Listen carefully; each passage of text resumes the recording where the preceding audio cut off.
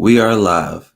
Welcome to the Avatar Slang Podcast, your go-to destination for deep dives into the realms of all things fictions and all things nerdy. And I am joined today by my boy Dan Von Doom. Hello. I gotta point out that you are in the proper attire. What? I have no idea what you mean. Woke up like this. I was talking about your tank top. Oh yeah, Gino. Gino's awesome. That's your boy. I didn't realize. Okay. Yeah. But no, you gotta talk about how you made that I didn't make the this. horns. I did not make this. One of my best friends made this for me for Christmas, and no, he's awesome. He 3D prints a ton of awesome stuff, and it always comes out super amazing. Shout out to my boy Danny Lantern for this. That's the one I met, the Philly Ghostbuster. Yeah. He and I are group leaders for Philadelphia Ghostbusters, two of the four, and he's been 3D printing for a few years now, and every new thing he comes up with or turns around and shows me, I'm like, dude, this is amazing. He finds some new way to like blow my mind or exceed whatever he was doing prior, and this crown and the staff he printed, and when he showed them to me, I was blown away. I can see why. So the thing that blows me away about 3D printing is I'm used to being tech savvy. Like my friends think I'm tech savvy. Like even if I'm not good at it, I know something about it. I know nothing about 3D printing. So I feel like a caveman who's amazed by fire every time I see something made by it. I know how it works. Like from the standpoint of the science of it, I understand how the machine does the thing. I think I understand that much, but it's like actually I can't conceptualize how someone is making it. With how amazing the end results tend to come out, it sort of like overrides my common sense when I'm looking at something like this, and I'm like, I know scientifically I understand how it was made. Like I get the ins and outs and the logistics, but every time I look at something like this or a 3D printed proton pack, or at Fan Expo, he 3D printed an entire Ghostbusters containment unit mounted on plywood, and I look at it and I'm 5 years old again, and the wonder of the world has been reinstilled. No, I feel you on that. So he also did the staff? Yeah. So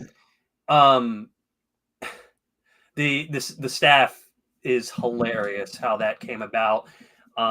Back when I was first talking about doing Loki and specific variant of Loki that I wanted to do,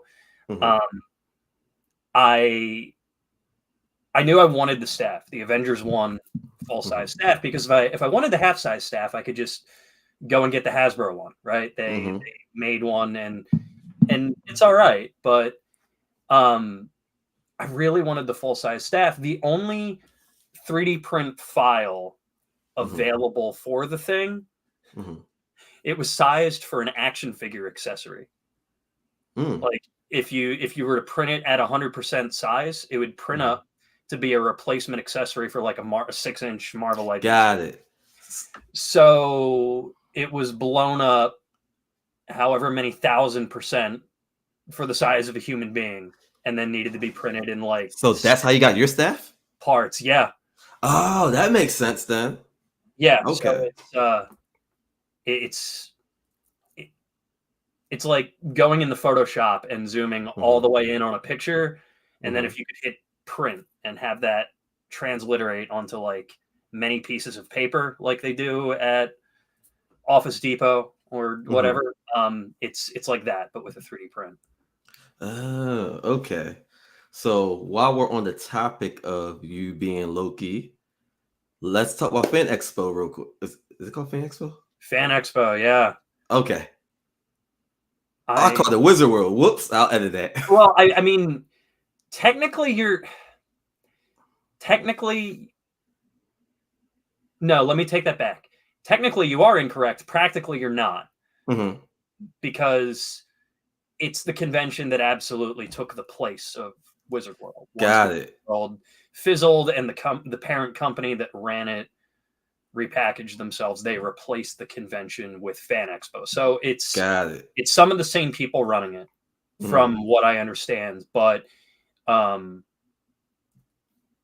redoubled with an effort on the presence of things that you'd actually want at a Comic-Con versus the bloated, inflated nonsense that Wizard World largely was towards the end of its cycle. And I love Fan Expo. The first one I was at was last year, and the Philadelphia Ghostbusters had this tiny little booth that was big enough for two people to stand behind a table side by side. And I had a blast then, let alone the setup that we had this year, where we were able to fit an entire car behind the table and have there be like 7 of us at all times. But just back in 2017, when I did my first Comic-Con in cosplay, the first time I cosplayed Dr. Doom, Great Philly 2017, I came out of that's what I met you at, I think. Yeah. Okay. And I came out of that convention just knowing, like, this is it. This is my thing. This is what I want to do. This is my new creative outlet. I'm going to run with this as far as it'll take me. But more than that, I was just riding this euphoric wave of positivity. All of the really cool people that I'd met, including you, all of the new friends that I had made. It's just so many new people I was talking to, and my world was opening up with possibilities in all sorts of directions. And this past Fan Expo was like that for me again. Not only getting to see everybody that I already know and love, but meeting and talking to so many new people.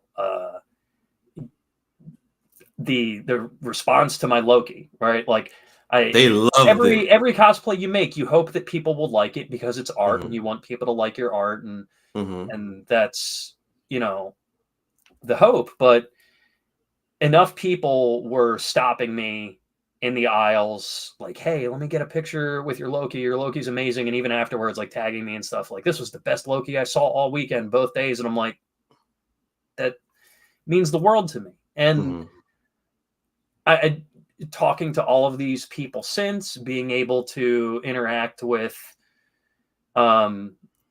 older people in the scene who I just never directly run across before, or new up and coming cosplayers who I get to, pay it forward to, support, highlight, and so on and so forth. It's just the greatest feeling. And my favorite convention, not to, depart from Fan Expo while we're still on the subject, but my favorite convention is Too Many Games. And that's the next one for me. It's at the end of June at the Oaks Expo Center. And I've already got a cosplay on deck for that. It's a bucket list one for me. I can't wait to execute it. And I'm going to be riding this wave straight into that convention. Okay. So, sorry, I was reading it. Let me read the comment from YouTube first before I ask my next question, because I have audio listeners. So Tess Films from YouTube said that's the best. Basically, he's agreeing with your idea that when you make art, obviously you make it for yourself, but a lot of people want their art to be liked by other people. So I do feel that completely.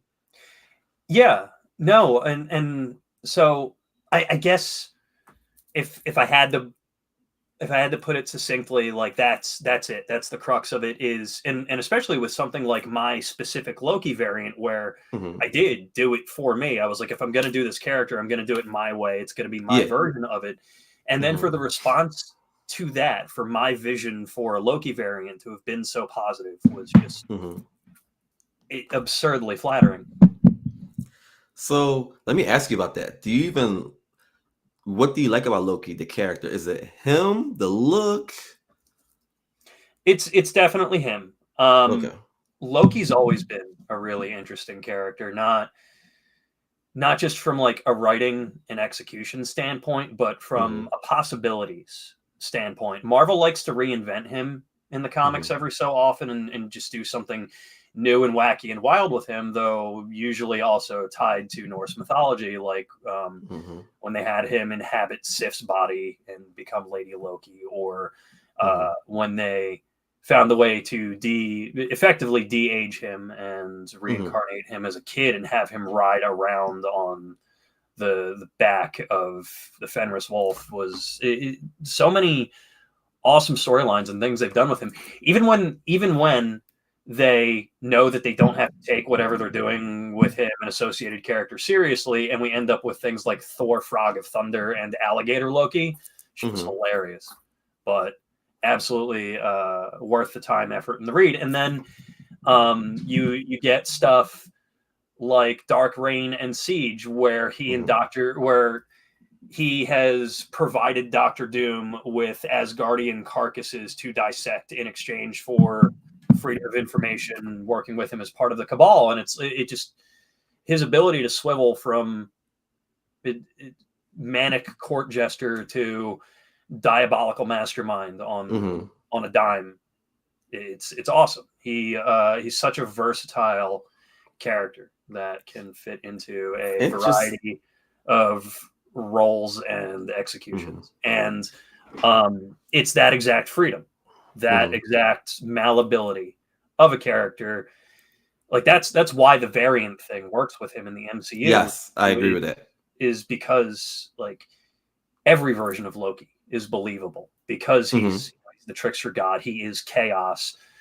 All versions of him are valid because all versions of him are equally off the wall or equally possible. So rolling with that, I could have made Ballerina Loki, and it would have been equally as valid as Metalhead Loki. But I wanted it to be an outward reflection of me as a person, like I did with my current Ghostbusters suit as well. And I was really happy with how that turned out. Okay, so that I feel you on that, because with my Spider-Man, which clearly I didn't put as much work into as all of y'all. Your Spider-Man's awesome. Like the hybridization of the Insomniac game suit with the black suit is, dude, that's why I was attracted to it. Yeah. Like, because I do like that logo. I know it's not I don't think that's the original logo, the spider on it. Yeah. Yeah, like usually I don't like the legs that long, but I like that one. And I always like the idea of street fashion and superhero costumes combining. That's why I like Superboy, the 90s Superboy. Because he dressed like he used 90s street fashion. He wore the leather jacket, some boots, and the Superman, the Kryptonian inspired outfit, or the Superman inspired outfit under all that. If you like superheroes in street fashion, I've got some reserves I can show you. Especially with like X-Men and stuff. That will probably be nice. They've done some stuff, man. Isn't that essentially I know she gets a lot of jokes thrown at her, but isn't that essentially like Jubilee? Yeah, okay. It is. That's so yes, Jubilee is a great example of that, especially speaking specifically to late 80s, early 90s street fashion, the pocket that she emerged out of. Yes, they wanted a teenager that could be related to by the burgeoning audience brought in by the animated series, backflowing into the comics. Yeah. And the Claremont run, both. Like, X-Men was hitting a real groundswell then, and Jubilee came at exactly the right time. Okay. So do you want to use this moment to transition to your X-Men 97? May as well, right? I mean, why not? Okay. So how should we do this? Should we do good cop, bad cop? I'll preface this by saying that everything that I'm about to say about that show is my own take and my own opinion. Yeah. I will give my thoughts and my reasoning for everything, and there's a lot to it. Yeah. But simultaneously, not everything that I have to say about that show is negative. Okay. For the people who genuinely enjoyed it, Mm-hmm. I am super happy for them. For the people that like that's their thing, that's what they were waiting for, and it ticks off every box for them. That is awesome. I wish I could say the same for me, but I guess I guess let's start off. What were your impressions of X-Men 97? And I do want to add very quickly that I did see all of it for the sake of being able to say that I have a full and completely informed opinion. Okay. I did watch the entire series. Okay, fair. So my take on it was I'm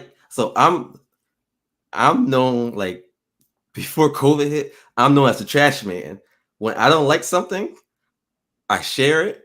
I just say the caption on Facebook, it just says trash. Oh yeah, no, I've seen. Oh, okay. I haven't done that as much, but some people know you the way they know you. It doesn't matter what you've done lately. Yeah. So I'm always prepared to not use nostalgia goggles on things. I take things for what they are. So I'm like, X-Men 97 sounds like a great idea. And I know Marvel's not dumb enough to just keep it exactly the same as it was. Because X-Men works in 1994. That version works in 1994. That's not a bad thing at all. I just think as time goes on, people look at things that are old, and you can, like, if you use something old, if you make something new and it looks too old, people are out on it. Like, for example, if you're a rapper, Run DMC, they're legendary. Well, you sound just like Run DMC in 2024. People are like, "Oh my goodness!" Yeah. So I was, if you take the and this is actually a really great tie into things I'm going to say about X-Men 97. If you take the right lessons from Run DMC, if you take the framework as it should be and carry it forward with your own style, and you become a Run the Jewels. There you go. There you go. So I saw the trailer, and again, it's hard for me to just use the whole trailer thing, but the trailer gives you a good idea of what's going to be garbage. Sometimes you don't know you don't know the details, but you know the overall, like, feel of it. I saw the trailer, I was like, okay, this is for me. Whereas I'll give you an example of something that did the opposite. Madam Web. I saw the trailer, I was like, this is going to be trash. And it was trash. It's one of the worst movies I ever saw in my life. Like, Catwoman might be a better movie. Maybe actually. I've not previously drawn that comparison, but I think you're on to something there. I saw I have a Facebook friend who saw Madam Web very recently and was understandably upset. Right, for anybody that loves Spider-Man and his lore, and I'm going to be doing a version of Spider-Man at some point in the near future myself. Okay. I too am a giant Spider-Man fan, but for the people who love Spider-Man and Spider-Man lore in any capacity, Madam Web, it just isn't it, man. And can I just add, it's not just a bad Spider-Man movie, but it's like a bad film overall. Yeah. And he was saying something to the effect of, "This sucks. This is the worst. I'm so angry at Sony. You guys have one more shot with Kraven to get it right." And I'm sitting there thinking, like, dude, if you think that they're gonna get Kraven right, I don't think you've seen the trailer. No, I'm good. They're not going I don't want to get too into this, but Venom was their best shot. Like, and I don't find that to be a good movie, but I get how someone can enjoy it. Yes. But some of these other movies they're making, it's just, I don't even want to get to the Sony rabbit hole now. I'll get back to X-Men. Yeah, that's a whole other pit to fall in. So X-Men. Let me stop being so long-winded and speed this up. No worries. I saw the trailer, and I feel like when American cartoons learn from new trends, like you saw my Dragon Ball Z reel when I said a lot of things in American cartoons are now inspired by anime. Like, the action's faster, Like X-Men is a lot 97's sharper now. action scenes were extremely inspired by Dragon Ball.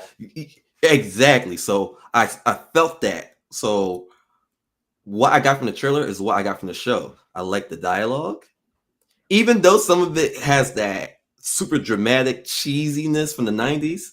I feel like they did it in a way where they mixed the nostalgic tone with like what the right would call wokeness. Wokeness.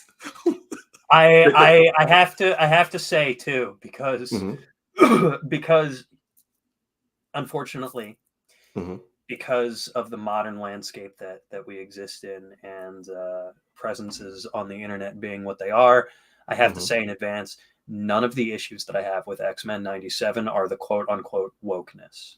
No, yeah, like the way that they did Morph and other stuff that I'll talk about in a bit were some of my favorite parts of it. Okay. I thought it was all really fucking cool. Like in terms of that. Okay. That was awesome. So I like that the pacing was really fast. Like they were chugging through stories, but yet I felt like I got a good grasp of them. Oh, that's one of your problems, isn't it? Yeah, it is. Okay. Definitely is. Hold that one. One. So one of your problems is the pacing. Good to know. Yeah. I enjoyed the it's weird because I'm really into evolution. So when people are like, "Oh, Cyclops is cool again," I'm like, yeah, I think it's really underrated. Like I think people who know, but I think people who just like action cartoons, but they're not like big, like they're not like us. I don't think they know evolution is like really regarded highly. And Cyclops was decent in that show to me. Evolution was hot, like the surface of the sun when it was airing, when it was going and live.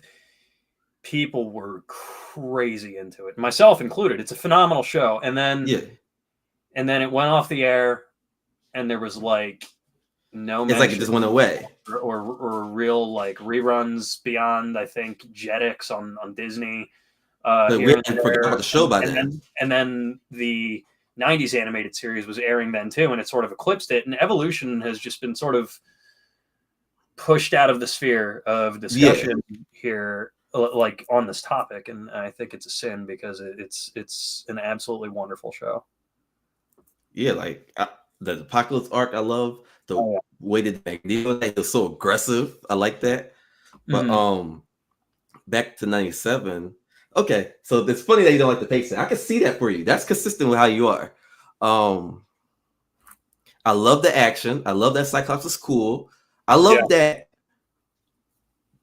the individual characters are cool in different ways. Like the whole trope that Jean is like, she passes out all the time. That used to get to me when I was young. Because I used to like read the comics. I used to have like the encyclopedias that tell you background. And I'm like, without Phoenix, Jean is nothing in that show. And I might be overstating it, but it felt like it. Professor X always had those monologues. It's a meme for a reason, right? Yes, definitely a meme for a reason. Professor X would have these monologues that I was like, I'm 5 years old, so I was like, I barely understand this. I didn't understand that Beast was supposed to be a valuable character. I just like that they course corrected a lot of characterizations, and it wasn't Logan dependent, Wolverine dependent.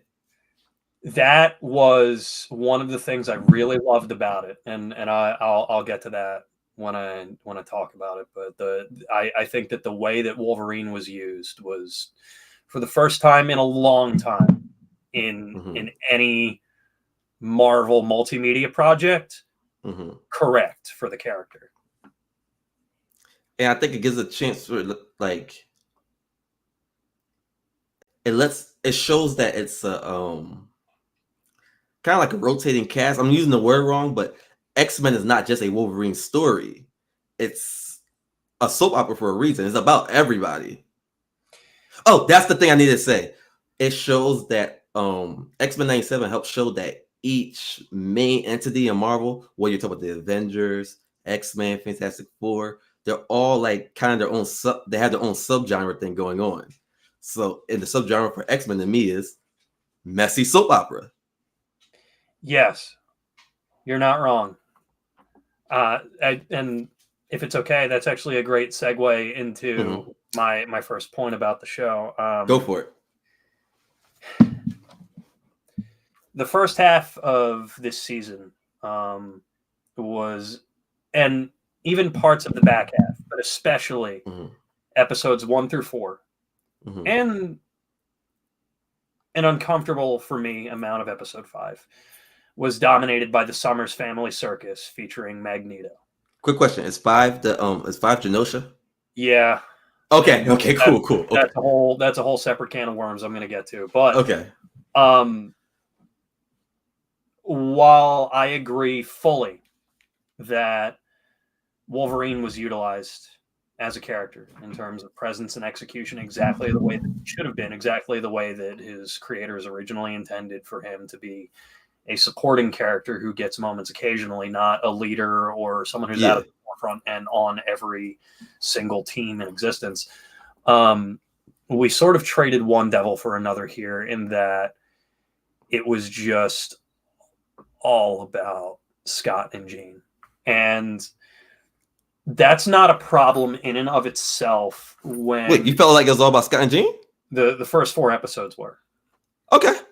And that's not like I said, featuring Magneto. He was like the background plot mover, but it was predominantly Scott and Jean, and I'm using Madeline by association within Jean here. Yeah, in this case, this is like the same. Yeah. Yeah.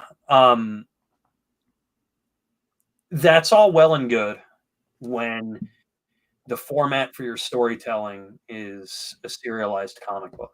When you have more time to lay down things like a groundwork and plot elements and dialogue and dynamism, relationship dynamics to make things really compelling and engaging. I found myself bored with what was happening between Scott and Jean. Give me 2 seconds, Dan. Keep cooking. By the time we got to Genosha, I was like, can we do something else now? Like that would be nice if we could do something else now. And I suppose it's like the old saying, be careful what you wish for, because episode 5, by the time it was over, left me in tears. And I don't mean, I do mean literally in tears, but I don't mean in tears as in moved or sad. I mean that I was angry, furious with what they had chosen to do. Gambit is my favorite character that is present in X-Men 97. I have favorite X-Men characters above Gambit. Actually, one above Gambit in particular, who's not in this show, and I don't, and unless we dive into Age of Apocalypse in season 3 of X-Men 97, Nate Gray is a him, which is a possibility. He's not going to be in this show.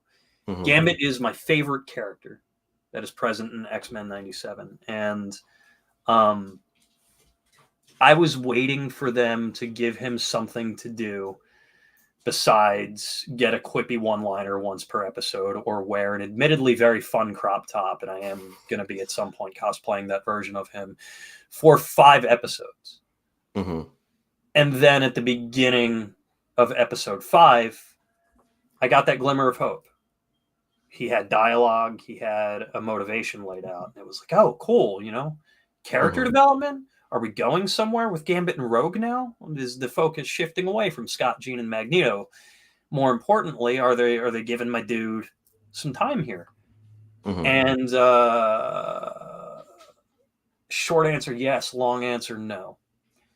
I said to you in person at Fan Expo that I feel that the writers' room, Bo DeMaio in particular, took the wrong lessons from Game of Thrones. And what I mean by that is in Game of Thrones, which is a show notorious for killing off its cast, because it does it a lot, I think he does it because he finds it fun, to be honest, but I'm not going to get into that. The reason why it works when Game of Thrones does it, the reason why it's effective in the case of characters that were there beyond their purpose being a shock value death, the reason why it works is Game of Thrones endears you to its characters. It does the work. It makes you care about them first, so that when they die, you miss them, you feel bad, you feel sorrowful, and oh, that's fair. I agree with that. You would have wanted better for them. A whole lot of people are saying about X-Men 97, oh, it's not for new fans coming in, it's not for kids, it's for people like us, people who grew up with the original, people who are already familiar with the source material. And there's two big problems I have with that line of thinking, but I'm going to circle back around to that. I just wanted to put it out there for now so that it's present in the minds of whoever's listening for when we get back around to it. They did nothing beyond give him the meme-worthy crop top to endear or contextualize Remy LeBeau to new audiences before they killed him off. Nothing. If his small character arc in episode 5 before his self-sacrifice had any legs or momentum or gone anywhere or developed him as a character at all or informed of who he is as a person, that would have been one thing. But they wanted the emotional payoff without doing the work, and they just went for it. They wanted a sorrowful emotional response from the people who already love and care about Gambit. But for anybody who is becoming a fan of X-Men through this show, who doesn't have any prior context or knowledge of them, in a theoretical best case scenario where they're watching the show and going, oh, that Gambit dude's kind of cool, I wonder what his deal is. And it's like, oh, well, he's gone now. So I guess so. Can I respond to that real quick? Sure. So that's a great point, because I've read a lot of books on writing. They say things like what you're saying all the time. But I've listened to a network of podcasts. It was originally a sports network, but then they hire people who are into Marvel. Some of those people are younger than us, so they're admittedly not into the old series as much. I'm saying this to say that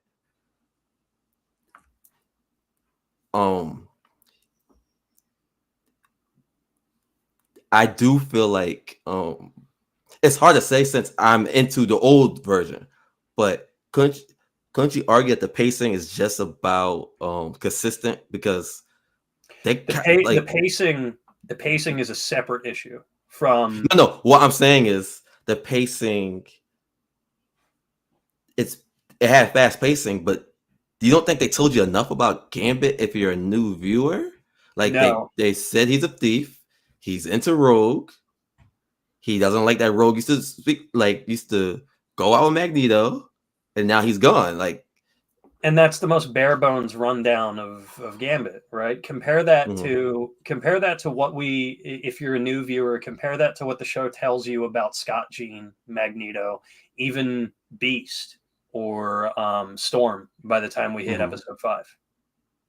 So you're saying they could have afforded to give us, I'm just throwing a number out there, 15 minutes to a half hour more of Gambit backstory or characterization.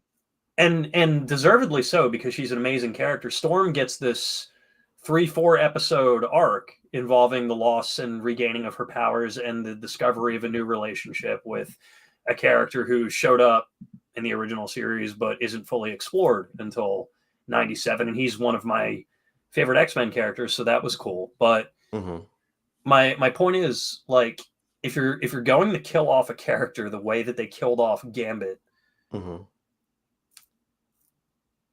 pull the audience in first. Don't assume that people are going to be on board with you dangling that carrot and then tossing it over your shoulder. So I don't think that's a crazy thing. I just think that like I should put that better. I'm on board with that thinking. I just can't say 100% that's what happened because for some people they were pulled in the way where it's like as I seen it happen, I was like, oh wait, Gambit's really in trouble. Like I think I think people were pulled into the idea of stakes because Marvel shows a lot of times don't feel like they have stakes. I think people felt the stakes for once. Sure. Yes. That I agree with, but they weren't specific to Gambit. The stakes were Genosha and the Wild Sentinel and the immediate environment around the entire nation coming to a cataclysmic end. Gambit wasn't contextual. He was simply the resolution to the situation. But also maybe the idea wasn't fully to feel for Gambit. Maybe it was to feel for Rogue. Maybe you got pulled into the whole Rogue thing. And I'll get to that in a bit too. Okay. I acknowledge what you're saying, that it worked for a good amount of people, right? I know personally a lot of people who watched that and went, wow, that was really good. And then I'm sitting there looking at them like, are you sure? Did we see the same show? And it's possible that I'm biased because of how much I care about Gambit and going in to this feeling extremely jilted by what they did to him, right? I'm fully ready to admit that. I'm very biased towards Gambit. But here I sit. Hold you right there real quick. That's probably an interesting point because the character I love doesn't exist in X-Men media. He only exists in the comics. Iceman. I don't ever expect to see Iceman in a cool capacity in animation. So I'm saying that to say that my attachment is the same. Evolution Iceman rocks. He rocks, but even then, we loved him. He's like that guy that come off the bench who scores a lot real quick and sits back down. He didn't have that much screen time. He just killed it when he had it. It's possible he's coming in season 2. So there's that. Oh yeah, the big board. I forgot about that. So I only said that to say that I see your point, and I'm privileged, and like at first I'm like, oh man, I never get to see Iceman. But in a way, that's a privilege because now whenever things happen that I may not like, it's not attached to my favorite character. Whereas you love Gambit. And where his death went was nowhere. It ended up meaning nothing in the long run. And you asked the question a little bit ago. What if it wasn't about Gambit? What if it was Rogue? I'm talking about for the audience attachment. And I asked myself that question, and I evaluated the back end of the season through that lens because I was like, okay, right, Rogue's pissed off now. She's hurt and she's miserable, and it's going to change the way that she acts. And it does. And it did. It informed her decision making, things that, you maybe wouldn't expect to see Rogue say or do through the remainder of the season. But while we got a slightly different version of Rogue, the question becomes, what did it amount to? We got one really cool scene in the final episode where she Dragon Ball Z style rushes down Bastion and beats the absolute crap out of him, and it doesn't matter because of who he is as a character. He shrugs it off. The episode keeps going. Nothing is any different. So nothing. Hear me out here. Okay. What I'm about to say is it's a big deal. Like, okay. The entire framework. None of the ways in which Rogue changed because of Gambit's death affected any difference on what came after. She acted different, but the effects were no different than they would have been. Oh, my dog's barking. But they do that. Yeah, they do.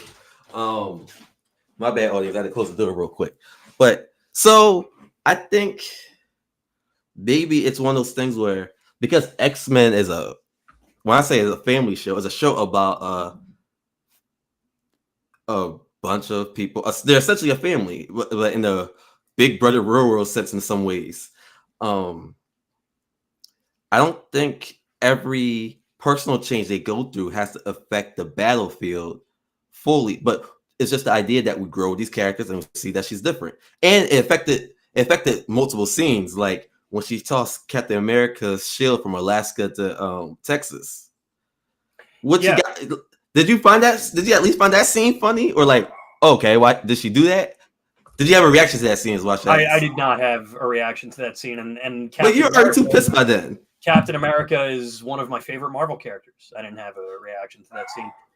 I'm not saying that it needed to have an effect on the battlefield. I'm saying in order for me to be willing to call it effective and worthwhile writing, for a character to have died in that manner, I would have liked to have seen meaningful character development or an effect for his death to have had meaning or reason. And here's where we get into some spoilerific territory. So here goes. I predicted exactly what the fallout from or the eventual effect of Gambit's death was going to be as soon as it happened. And the dude that made this crown can confirm that, because I said to him immediately, they're going to make him Death. He's going to come back as Death. Apocalypse is going to come. Oh, the Horseman. It's going to become Death. And I was hoping the entire time that the way in which that they were going to go about doing that is not the way in which they seem to be going about doing that. In the comics, Gambit isn't pressed into service to become Death the way that Apocalypse just takes other people and makes them his horsemen. It was a really, speaking about effective writing, right? Gambit Death in the comics was a really awesome character building moment for both him and for Apocalypse. Marvel had drawn in a new audience with House of M and Messiah Complex and knew what they had on their hands, because everybody was talking I remember about that run. storylines back in the day because of how amazing they were, how revolutionary they were. And Marvel had a bunch of new X-Men readers at the time. People that weren't necessarily familiar with people like Gambit or Apocalypse because they hadn't been featured regularly in a while. In the wake of House of M, when Apocalypse returned and was slowly regaining power and organizing himself and getting ready to spearhead another effort to take over the world, and et cetera, et cetera, et cetera, Remy LeBeau took it upon himself to call upon his Thieves Guild background and infiltrate Apocalypse's ranks. He willingly became Death in order to become the X-Men's person on the inside. And what ended up happening, and that was the cool character building end of it for Gambit, is like, this is who Gambit is. This is who he's always been. This is what he's been capable of. More than the kinetic card flinging, more than the roguish charm and the Cajun accent, Gambit is an infiltrator. He's a spy. He's a highly capable Black Ops operative, and this is him doing his thing. He miscalculated and didn't understand what he was getting himself into. And Apocalypse took full control of his mind. And that was the really cool end of it for a character building standpoint from Apocalypse, is Remy LeBeau, infiltrator, spy, dude who always has his wits about himself, dude who is always thinking 3 steps ahead. The cards are always in Gambit's favor. Apocalypse, in an instant, took over his mind and made him his pawn entirely. So... And that is how Gambit Death happens in the comics, and it's a really cool moment. And there's character building even around the team and their reactions to this, where it's like, oh, we shouldn't have let him do that. He's lost now. What do we do about this? How do we get him back? And it's tying into my issues with this show's pacing on the whole, mm-hmm. and this issue that it seems to have with wanting these big moments and payoffs without doing the groundwork first to maximize them or make them meaningful or wholly effective. This season tried to do a whole lot going in a bunch of different directions, and there was just not enough time, I feel, to really make the most of any one thing. So I got a question. Yep. You would rather be a 13 episode season or something like that? Yeah.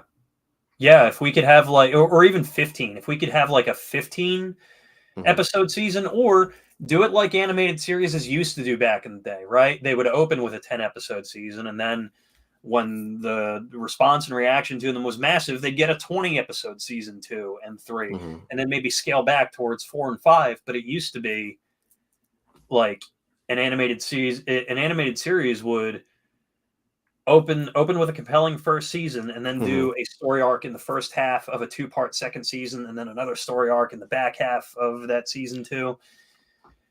As it stands, season 2 of X-Men 97 has a lot of ground to make up with me, a lot of bad will to erase, and a wide gap to cover, and that's assuming that it even manages to catch my interest.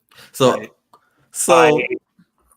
So we've got another major X-Men thing on the horizon, and this isn't a full transition. This is just to another topic. This is just me bringing up Deadpool 3 is on the horizon, and that movie's going to be awesome.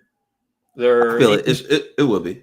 Even as much of a fan of Hugh Jackman's Wolverine as I'm not, that movie is going to be amazing, and I think it's going to raise the bar for X-Men multimedia that season 2 of X-Men 97 is going to need to match. I feel not the other way around. You don't think X-Men 97 has people being like, they gotta get the X-Men universe or the X-Men live action property correct? Oh yeah, and they do. And okay. So you're just going to keep chopping each other and raising the bar both ways. Yes. Okay. And if the effort that they're putting into Fantastic Four is any indication, I'm cautiously optimistic. But so that movie is going to be amazing, and riding the wave off of the back end of Deadpool 3, it's entirely possible that I just don't get around the season 2 of X-Men 97 until way later. It's low priority for me, and I can already tell you, if I called Horseman Death Gambit in episode 5 of season 1, I can tell you what to expect from season 2. Onslaught's coming. Apocalypse is going to rally. I think a lot of people feel that coming, though, because this show telegraphs a whole lot. But Onslaught's coming. Apocalypse is coming. And depending on the order in which they're coming, depending on how those dominoes fall, we may even get Age of Apocalypse in season 3. And I really hope by that point, if it happens, that the writing is better. So, do you score things? Like, are you able to give a score out of 10? Yeah, I can do that. I would score season 1 of X-Men 97. I'm going to go with a 6.5 out of 10. A 6.5? Why are you doing this? C-. It's not all bad. I agree with you that the dialogue was extremely strong, right? That was the high point of the show, was the spoken lines, the exchanges between the characters. That was awesome. Everybody's personalities were so on point. The voice acting was immaculate. Here's a neat little bit of trivia for you. Chris Potter, the guy who voiced Gambit in the original show, now voices Cable in 97. So I did read two that. of my favorite characters voiced by the same guy. That was a neat touch. The dialogue's extremely strong in the show, and I feel is a large part of the glue that holds it together for a lot of people, insofar as they may not even be aware of it themselves. The way that Bastion was handled was awesome. Also, voice actor, by the way. He's an awesome actor in real life, too. Yeah. Sure. Theo James. Yes.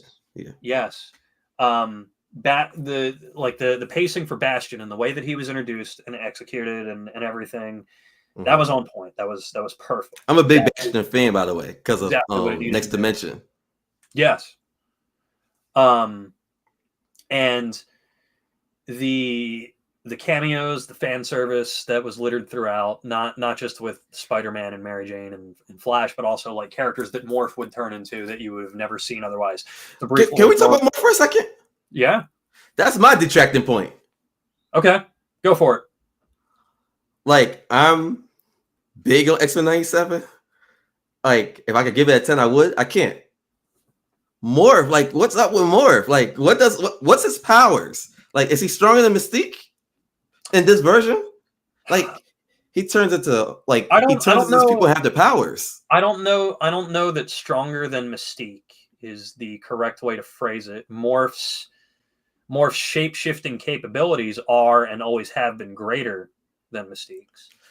He's not even like Morph in the comics is like changeling, and it's like it's not even like there's been. So the important thing to note there is that Morph as a character has been retconned a few times in the comics, and the version of him that the X-Men 97 Morph is based on is really, X-Men 94 animated series Morph. You can't really bring Changeling as a you can't through X-Men 97 Morph. That's That's not fair in the same way that like you can't compare Infinity War Iron Man to Mark I Shellhead comic book Iron Man. No, you can't. Fair. But I guess I'm saying that to say that like I feel like his power is just like undefined and infinite in this version. And it's like it's kind of like he does certain things. It's like you could have started with that, or you could have done that last time. You know what I mean? Things like that. Like this man turned to Quicksilver and was fast. Mm-hmm. So, like he turned the Angel and started flying. Like, do they even need Angel at any point?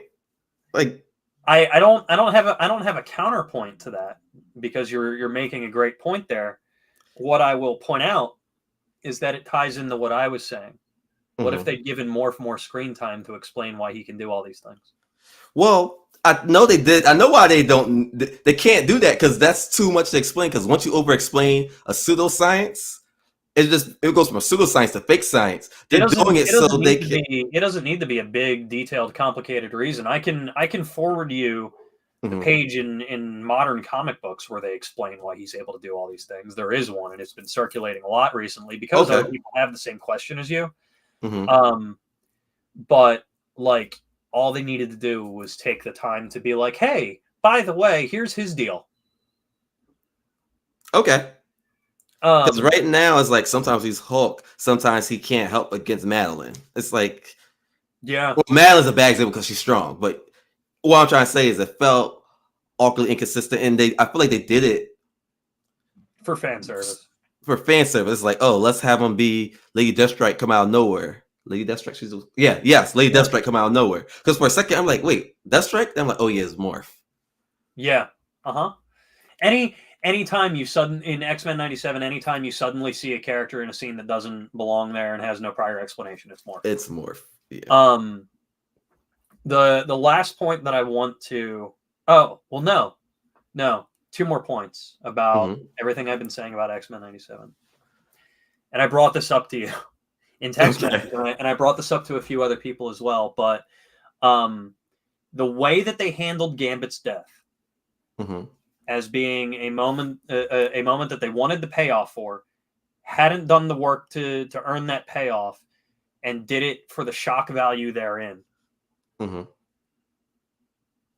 There is an entity in pop culture that likes to tell stories that way, and likes to operate their story beats as a here's this just because, let's roll with it, let's see where it goes, let's throw this at the wall, see if it sticks. If it does, let's keep going with it.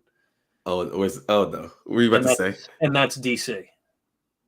Okay, that doesn't scare me as much. It was a DCEU plot moment, you said this to me. You did, and it took me a couple of days to like fully sort that out in my head to like really get why it was bothering me as much as it was, even aside from how much I love Gambit as a character. I was like, why is this getting under my skin so much from a storytelling perspective?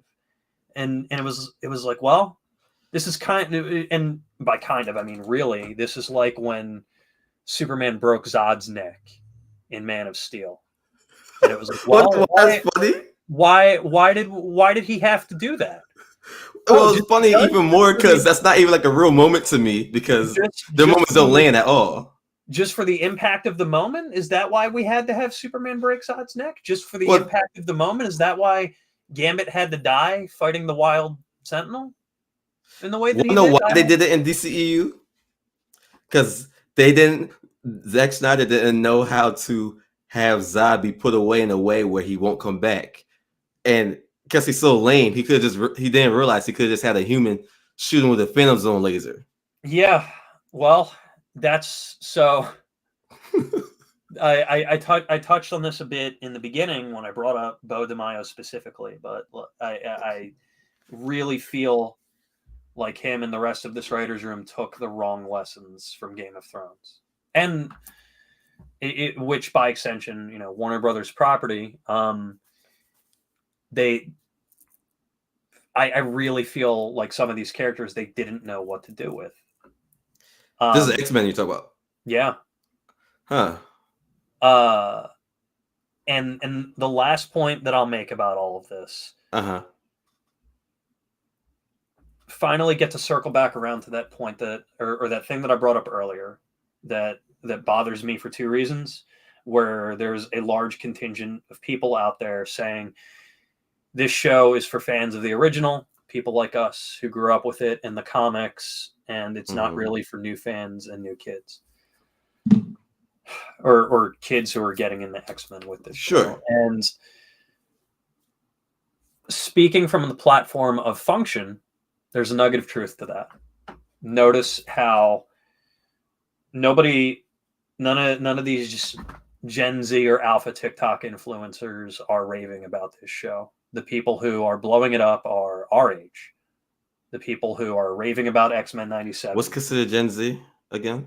It's like, I want to say it's 97 to 2005, 2004, something like that. Okay. So, because I only say that because...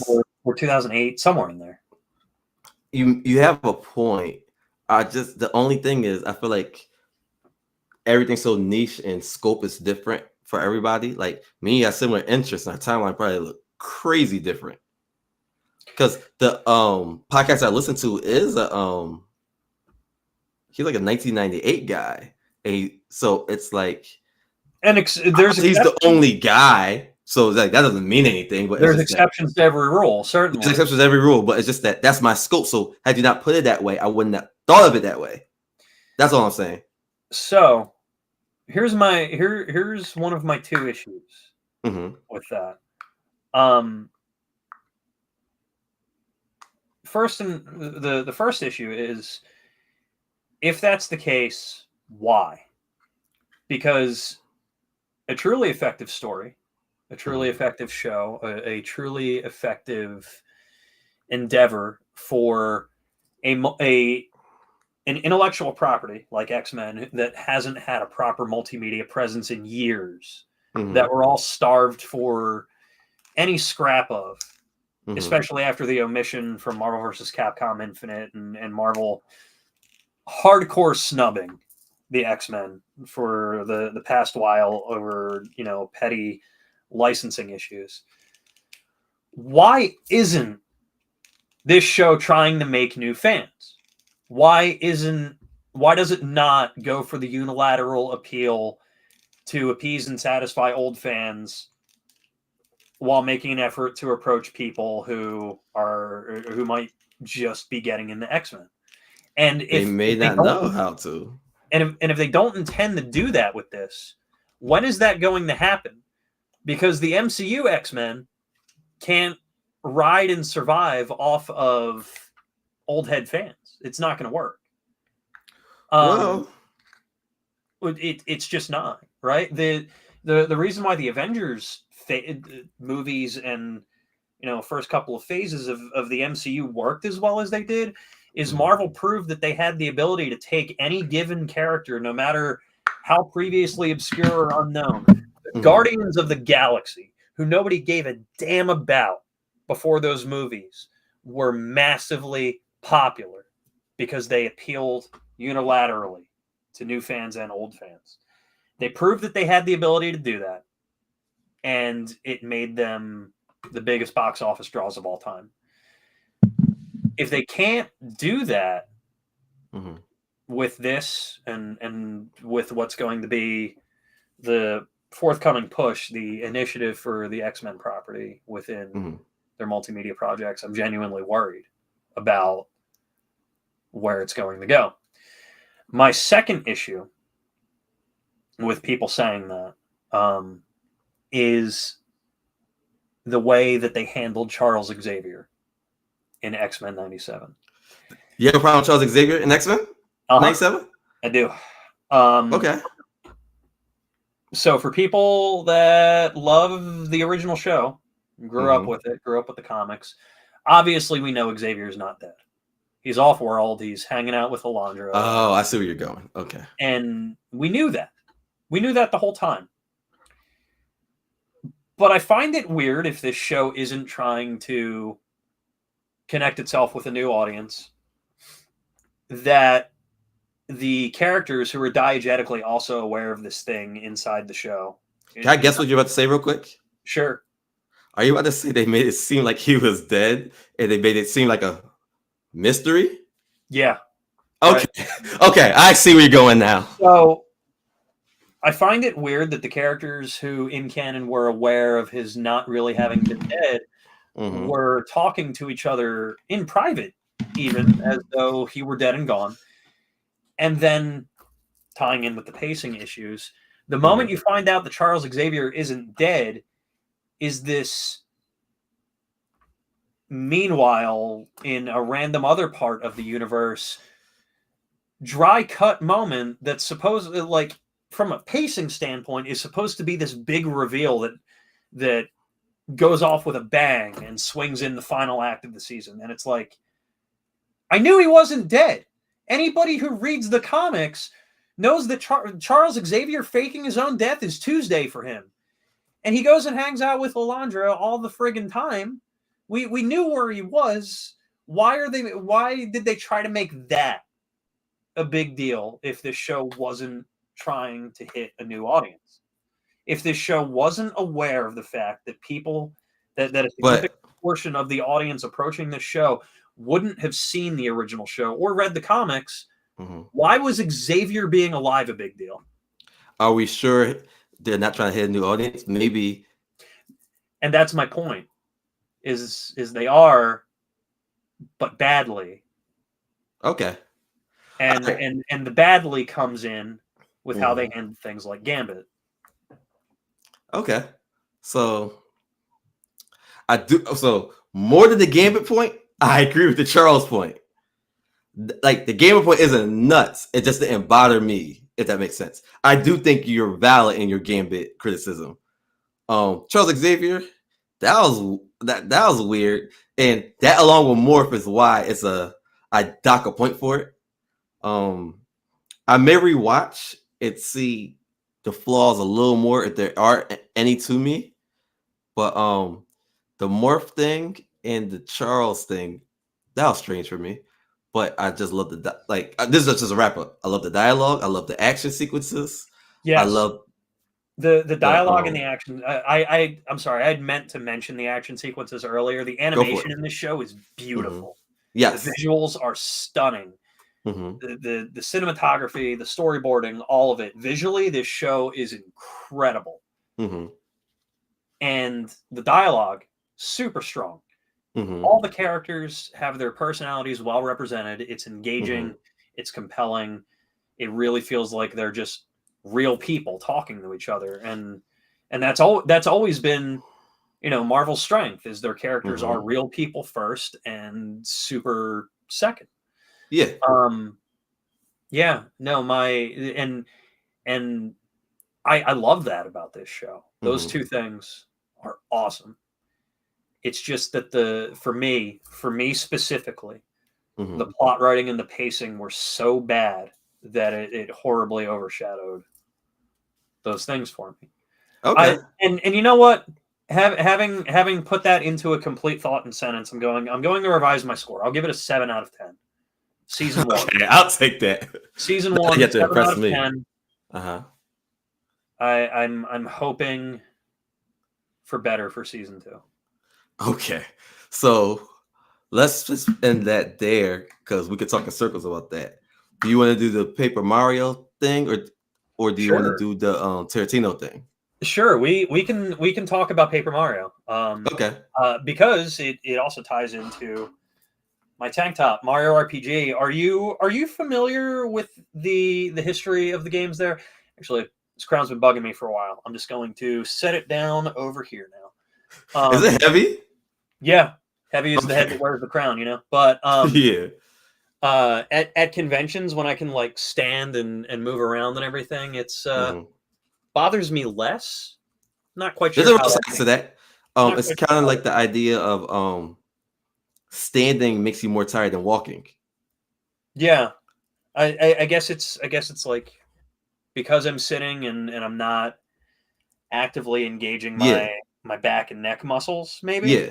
It's the idea of the other muscles. We turn into a science lesson, but the other muscles are supposed to help the stationary muscles. Yeah. But help me out with the RPG thing because I'm very late to the Super Mario RPG party. I didn't even know it existed until like I was on GameCube. So Mario RPG is a legendary game and effort, and not just because of how good of a game it is, and it's amazing. One of the best ever made, in my opinion, and many others' opinions. Did Squaresoft assist with this game? Yeah, they didn't assist with it. They made it.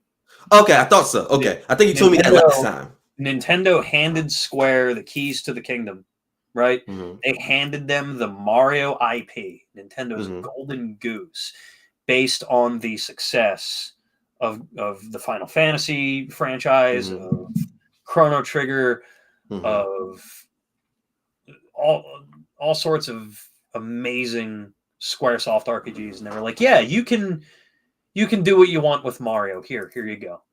So Square, with it still in the full swing of the golden age of JRPGs, makes Super Mario RPG Legend of the Seven Stars, and everything about that game is just so on point. The plot writing, the characters, all of it. Speaking specifically to Gino, I can draw a surprising amount of parallels between his character arc and execution and that of Castiel in Supernatural. I don't know if you're a fan of that show or not, but it's to the point where like I was talking about it once and I'm like, I can't not see this having been intentional to some degree. It's okay. Too close, but so very well received, beloved game. At the tail end of the 90s, Nintendo had commissioned Sony to make the hardware for their next generation console. It was going to be called the Nintendo PlayStation. And Sony went ahead with the manufacturing process for this console. They went from the design stages to prototyping and actually put the thing into production. Nintendo, meanwhile, because they do and have had subpar business practices since forever, turned around and outsourced development of a potential alternative to this console to a direct competitor, Philips. And Philips gave them a prototype and production plans for a system that was far cheaper to produce and was well enough within the mark hardware-wise that Nintendo was still satisfied. So after Sony had already gone through the trouble of producing the PlayStation, Nintendo pulled out of the contract and went with Philips. And that's how we got the Nintendo 64. Oh, man. Wonder why that's funny? Because I remember being a kid, if you had a game for Nintendo 64 and for PlayStation, the PlayStation 1 was better. Like Mortal Kombat Trilogy. Like Mortal Kombat Trilogy on Nintendo 64 was a joke. Yeah. Well, depends under what context, because believe it or not, the N64 version of Mortal Kombat Trilogy is the one used in competitive play for Mortal Kombat, but that's a separate discussion. Well, I mean a joke. I mean the character roster is just small for no reason. The character roster, the sounds, the visuals, vastly inferior. The PlayStation was a better system, hardware-wise, way better. And Sony knew what they had on their hands, and fueled by the spite of Nintendo backing out on their business deal at the 11th hour after they had already gone out on a limb and in good faith produced this console for them. Sony was like, all right, screw you guys. We're in on this now too. And that is how Sony entered the video game industry and the console wars. So it's kind of like how Netflix was created out of spite towards Blockbuster. Yeah. Okay. So, and this ties into Super Mario RPG, I promise. I just had to give the initial context. Squaresoft, who were basically in bed with Nintendo at the time, were very excited for the prospect of the PlayStation because its games used CD-ROM disc-based technology as opposed to traditional cartridge format, which meant that they could do way more in terms of visuals, game design, execution, everything than they had previously been able to. And they were already prototyping tech demos and games and stuff for the PlayStation hardware. That's how we ended up with Final Fantasy VII. That's how we ended up with Xenogears. That's how we ended up with Einhander and a few other things until the second wave of their games in that generation. But Squaresoft were not pleased with Nintendo's decision to back out of that deal, right? Because it sort of left them up a creek as well, because they were like, well, we've already allocated funds and put time, money, and effort into designing these games that we thought that we were going to be able to launch on your platform within these timeframes to hit our profit metrics for the coming fiscal years. And now you're saying we have to pivot and course correct and throw everything we had out. So Squaresoft make worse versions of the games, basically. Yeah, or completely different games. Yeah. So Squaresoft, choosing the safe route, abandons Nintendo and goes to Sony and says, look, we already have all this stuff that's compatible with this platform. Is it cool if we proceed how we were going to? And Sony, of course, is like, yeah, do that. So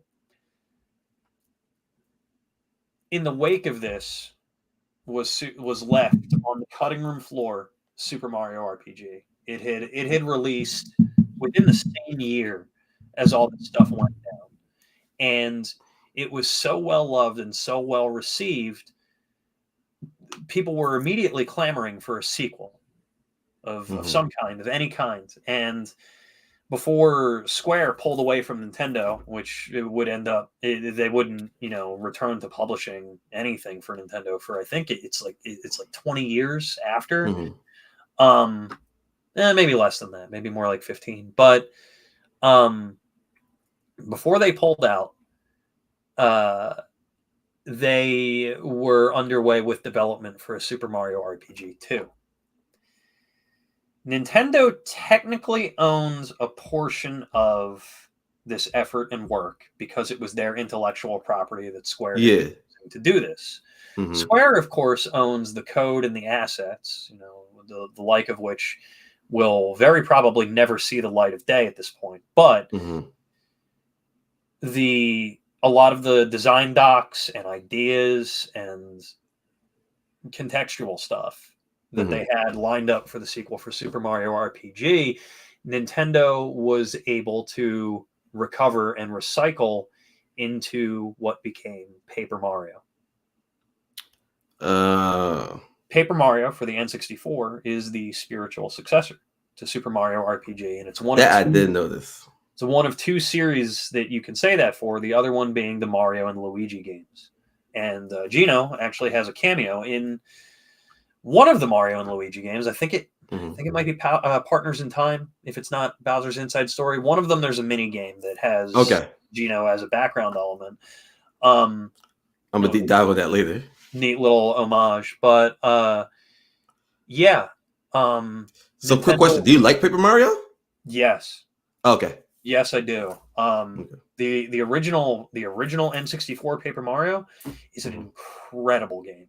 I used to play that all the time. Not just one of the best on the N64, like not just one of the best in the N64 library. It's one of the best that Nintendo's ever made.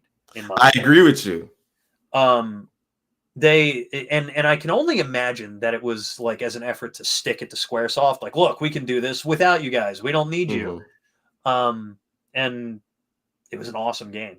I want to say it came out right in the, if I recall correctly, because I had both games growing up, it came out right in the same pocket as Chrono Cross, and I think it managed to pull sales away from Chrono Cross and was part of why Chrono Cross didn't do as well as Square projected that it would. I think you're correct, because Chrono Cross came out in 99. I forgot about this game. And Paper Mario. Chrono Cross is an amazing game, like under its own merits. But Paper Mario, when that game hit, and the marketing push, the campaign that Nintendo had behind that game, you couldn't get away from it. If you were reading any kind of gaming magazine, if you were on the internet at all, seeing any kind of game advertisements, this game was everywhere. So they came out the same summer. I thought so. In America. Yep. I thought so. No, literally 6 days apart. There you go. So, yeah, no, the original Paper Mario is a legendary game, one of the best, and the only game in the Paper Mario series that eclipses it, in my opinion, is Thousand Year Door, which was the sequel on the GameCube. And Paper Mario: The Thousand Year Door is similar to how I said that N64 Paper Mario is one of the best games that Nintendo's ever made. Paper Mario: The Thousand Year Door, I would say, is top 5 games that Nintendo's ever made. Do you have a list ready, or not? Would you have to think about it more?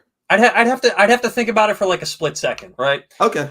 Let's go with, and this is no particular order, just what I feel is top 5. Let's go with Super Mario 64. Legend of Zelda, either Ocarina of Time or Majora's Mask, depending on which one you're feeling at the time. Paper Mario, Thousand Year Door. And I will say, for the sake of 5 is tight with Nintendo, if you ask me. For the sake of impact and legacy, I'll go with Pokemon Red and Blue, and for everything that it begat, the biggest multimedia franchise in history. And we'll say... Wait. So you're one of those people that have Pikachu or Mickey Mouse? We've had this conversation. My choice is Pikachu. Okay, no, because my friends who may be watching, they get on me about this all the time because they agree on Mickey. They think it's cool to jump me. No, it's Pikachu. Like, if this was a conversation had in the 90s, sure, yeah, Mickey Mouse, but absolutely Pikachu today is the much more popular and far-reaching character. Pokemon is the biggest IP in the history of the world, and its monetary value is almost double that what the Mickey Mouse franchise is. Mickey Mouse, I think, is somewhere towards like 50 billion, and Pokemon's like 95. It's crazy, and Mickey's in second, but it's not close. And like it or not, and I don't like it, I'm not a capitalist, but like it or not, those metrics are indicative of impact and reach and engagement because they're a measure of who's willing to spend what portion of their hard-earned money to engage with this thing. And Pokemon has that hand over fist over literally anything Disney's ever put out. And I'm a Disney fan. I love Mickey Mouse. This is nothing, no shade towards Mickey Mouse, but it's Pikachu. So this is a quick segue because we were definitely talking about Mario, so I'll bring us back. But Duran on YouTube said it's Mickey Mouse. He has a whole world. Couldn't you argue that Mickey Mouse being out 50 years ago and capitalism being different decades ago helps with that? Like, I mean, real estate was dirt cheap for a millionaire. Let's examine that statement. What's the specific context there? Because if you're referring to Disney World, Nintendo has theme parks now too, and if you think that Pokemon isn't coming, but it definitely is. But it's like people were like, "Well, people line up to see Mickey Mouse." I'm like, maybe those are people that just like Mickey Mouse. Have you been to World of Nintendo in New York? Have you been to the Pokemon Center in Tokyo? Oh, you know what? And that was the point I made to my friends. That Nintendo just has a different stronghold in Asia. Have you been back when GameStop used to do midnight releases of games? Had you ever been to one for the release of a mainline Pokemon game? Because the people were pouring out of the buildings. Like the blocks were crowded with people standing around playing Pokemon on their DSs. Pokemon is a phenomenon unlike... And it's not even one of my favorite things. It's just I was there for it. Yeah, right? Like I don't love what Pokemon's become, but I love Pokemon on the whole. It's a whole other monster. But that's my fault. Let me make your point, and I'll roll you back to Mario. Yeah, no, I'm getting back to Mario now. Okay. My fifth pick for top 5 Nintendo games ever. I'm gonna go with any given. Well, I guess not any given. Whatever Smash Brothers game you care to name, whether it's Ultimate, whether it's Melee, 64. I might even accept Brawl as an answer. We'll see. But Smash Brothers is enormous.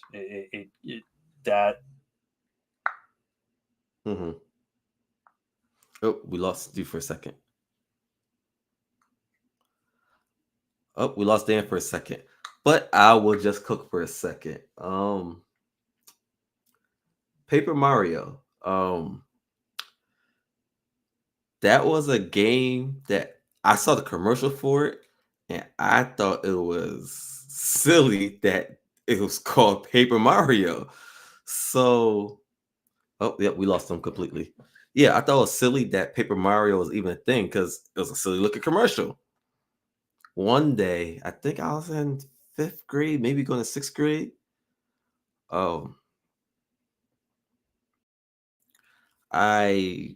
My friend put it on and he was playing it. I'm like, you playing this stupid game? And I saw him play the first level and I'm like, oh, this is epic. Like in the beginning of the game, they make you lose to Bowser.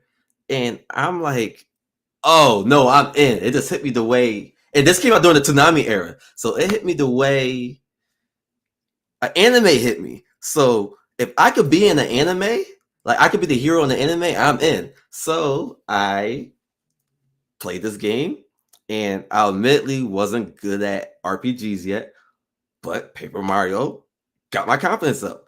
I played it and I replayed it, and I got all the special items.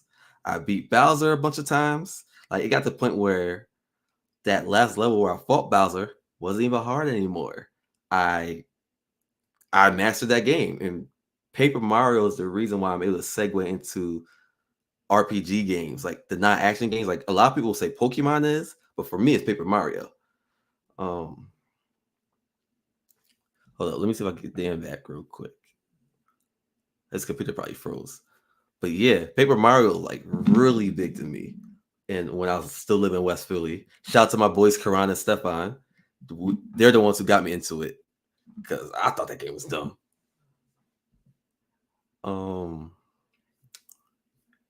What else? We were supposed to be talking. Oh yeah, and I want to explain the Mickey Mouse point while we have some downtime. The argument with my friends was I will accept the idea of Mickey Mouse being bigger than Pikachu from people, My thing was, my friends was like, how'd you even get there? He's been around for years and years. And Dan's back. But I'll finish this point while he... Can you hear me, Dan? Yeah, sorry about that. That was weird. All of a sudden you froze, and then it was saying that I had lost connection, but I checked all of my connection metrics and they were fine. So that's that's probably just the app, to be honest. But no, I was going on a monologue on why I think Pikachu is better. So I'm gonna just finish that real quick. Gotcha. So I think people don't realize I'm too agreeable when it comes to other people's perspectives, even if they're crazy, because I see is that their perspective. And Mickey Mouse is so big, I can see if someone's more into Mickey, can't see past the Mickey scope. Because I went to Disney and I'm like, there's a lot of things about Disney I don't understand how people are into, but I understand it's Disney. But people hit me with answers like, oh, but Mickey Mouse has been around since this time. And I'm like, well, yeah, but I'm not arguing longevity. But that longevity point is a double-edged sword, because how long has Mickey Mouse been around? 100 years now. But how long has Pokemon been around? Since 94? So let's go with 30 years. Yeah. Mickey Mouse and Disney, well, Disney was around slightly longer, but let's lump them together for the sake of brevity. Mickey Mouse and Disney have been around for 100 years. Pokemon has been around for 1/3 that time. And in that time frame, in 1/3 of the time, has amassed an intellectual property revenue of twice that. Right? Almost twice that what Mickey has. It did that in 1/3 of the time. So if we're going to bring in the years that Mickey Mouse as an IP and a franchise has been around, let's extrapolate that and project the differences between them in an equal time frame from now. Let's say when Pokemon's been around 100 years, how much will it be worth at that point? And compare it to where Mickey is now, right? Because I guarantee you it's only going to keep going. Can I also throw in that for a lot of 90s kids, there wasn't a premiere Mickey Mouse show on for... Not until House of Mouse. Yeah, and I feel like for some people, House of Mouse is like... Now, this is where it's just my scope, but House of Mouse wasn't something we talked about in class in Monday. Like, we didn't say, did you see that new episode of House of Mouse? Ever. Nope. It was Samurai Jack and Teen Titans and Invader Zim. I need to read this real quick. My sister on YouTube said I'm leaving because she's been making fun of me about my Disney takes lately. And she's younger than me. She's 97. So House of Mouse is a formative year show. So she doesn't have my Fox Kids perspective as much. So I'm watching House of Mouse. Mouse is a phenomenal show. It's a good show, but it was a whole primetime thing on Disney Channel for a while. I'm just talking about for my age group. Like, if she's 4 when it's happening, I'm already in like 5th grade. So that's probably more formative for her. But I'm talking about for our age group. I'm 33 for the audience who doesn't know. We didn't talk about House of Mouse on Mondays. You just watched it or you did it. Yeah. Yep. And it's not even a bad show at all. No. And it was bookended by other really good shows like Weekenders. Right? You remember Weekenders? It was a crammed era. Yes. That era was crammed between Disney, Nick, Fox Kids, and Kids WB. It was crammed. Cartoon Network. But to segue back to what I was making before my connection may or may not have taken live, the point that I'm making about 1,000-Year Door here is in 2 days, it's going to this legendary, incredible game that, aside from piracy, hasn't been available to play outside of its source original iteration, which I have an original copy from the other side of the room here. Still, I have my GameCube disc. It hasn't been available to play or be experienced in an official capacity since the GameCube era, is getting an HD remake, remaster, whatever you want to call it, port on Nintendo Switch. I already have mine pre-ordered. It's good to go. I'm picking it up Thursday, and it's going to be a blast. I'm actually considering live streaming my playthrough of it, and then back-to-backing that with a playthrough of Mario RPG. But it's so vindicating and elating as a long-time torch carrier, flag bearer for these games that went ignored by Nintendo for so long, to see them getting their flowers and their due. Because this Paper Mario Thousand Year Door doesn't happen without the attention that Mario RPG pulled in, without the attention that remake got, the groundswell and the support, the positive reception. That game outsold, not in terms of total units, but in terms of how quickly the copies were being sold and pre-ordered. That game outsold Tears of the Kingdom. Oh, yeah, it was like during the pre-order phase, the Nintendo sold copies of the Mario RPG remake quicker than they were able to sell Legend of Zelda Tears of the Kingdom, and that's insane. That is, and more than that was the reception to Mario RPG, that remake.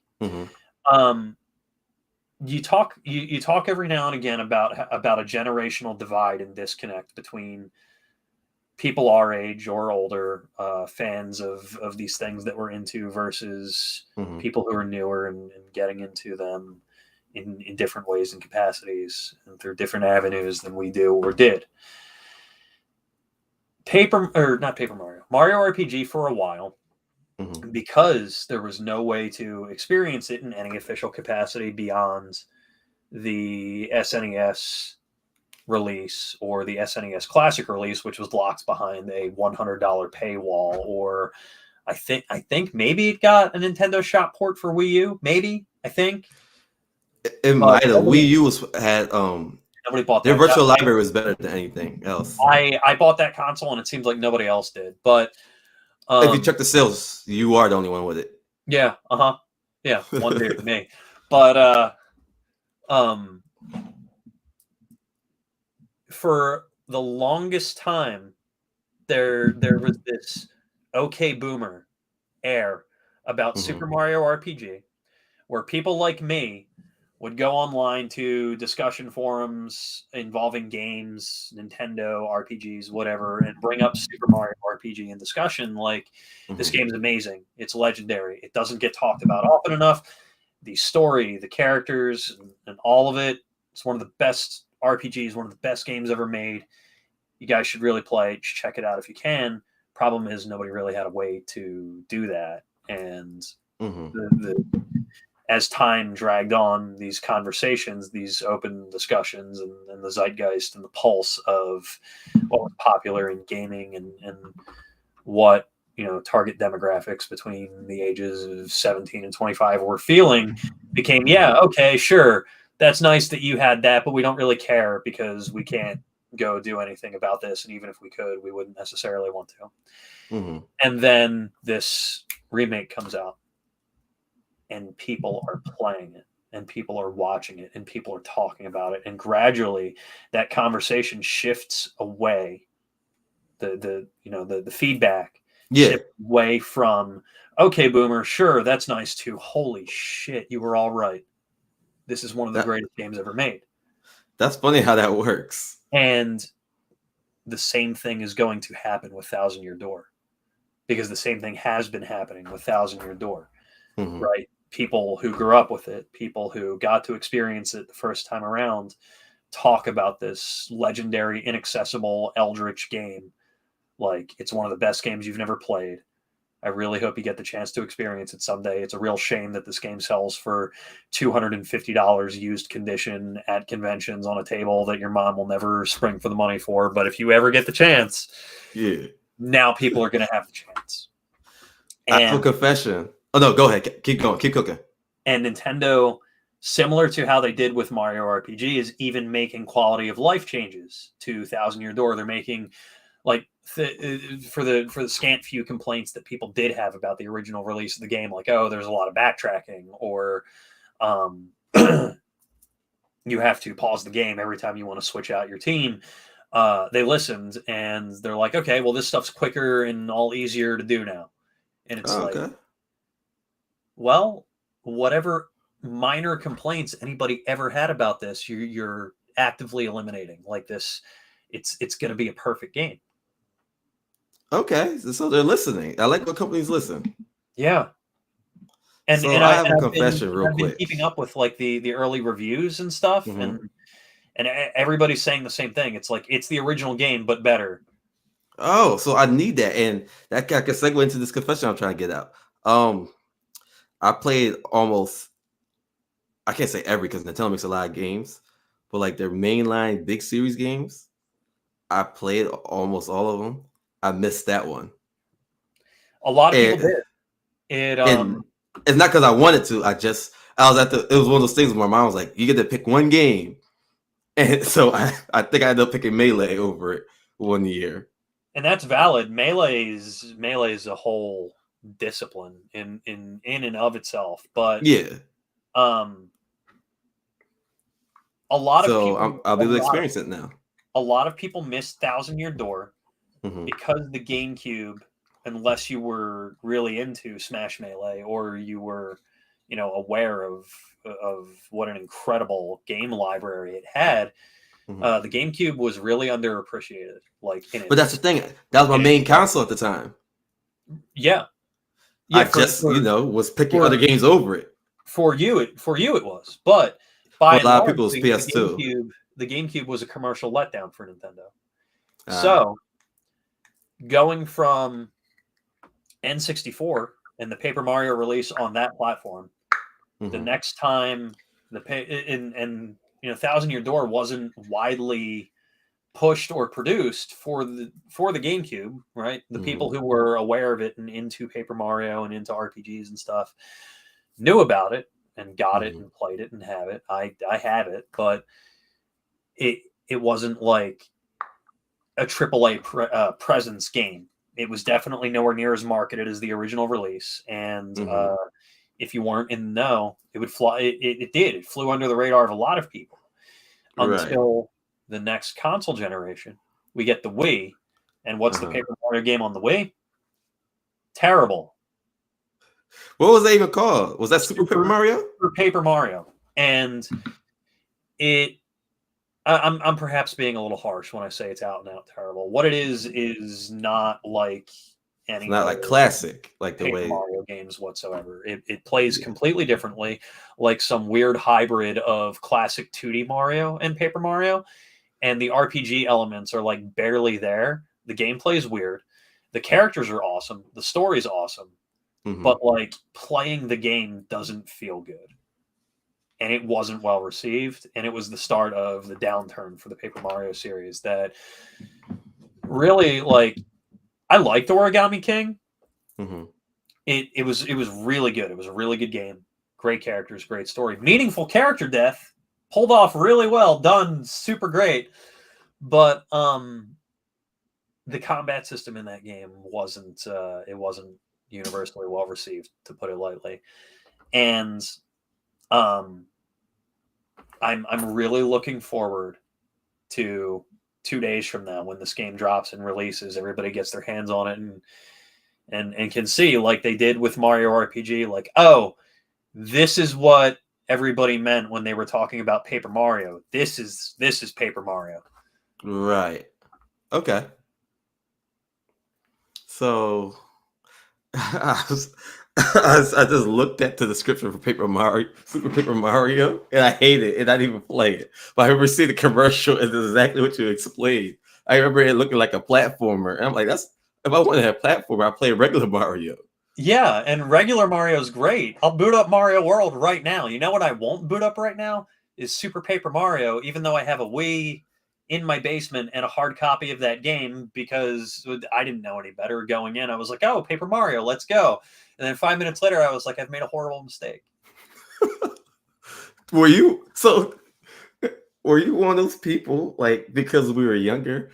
You didn't have like you didn't go by the reviews or anything like the way we would now. It depended. Did you like go in a little bit more blind? It depended. Paper Mario was because I was definitely one of those people. Paper Mario was definitely a series that I saw a new entry and I was like, yeah, let's go. Paper Mario, I love this.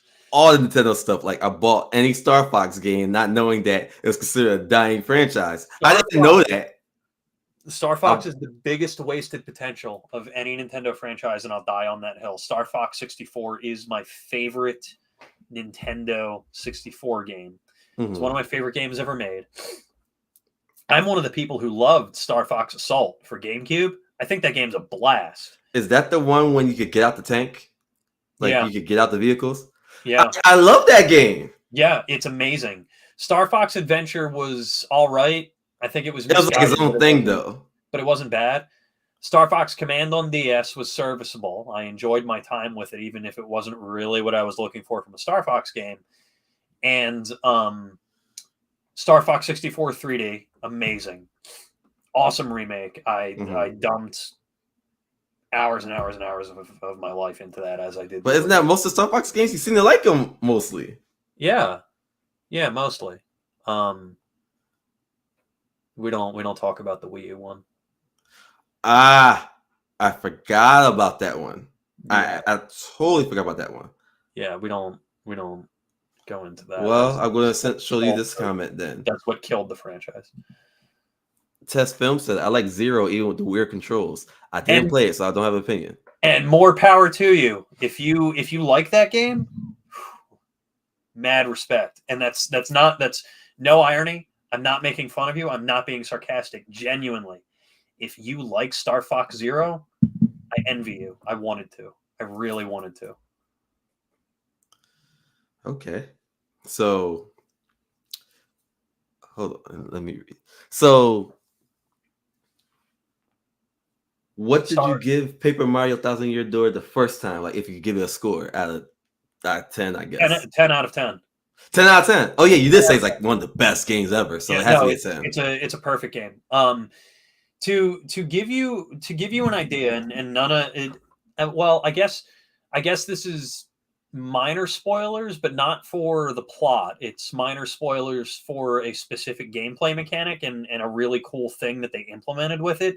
Like, to give you an idea of the level of effort and detail that went into this game and things that they did as far as like, this will really make the fans happy. We don't need to do this, but we're going to do this.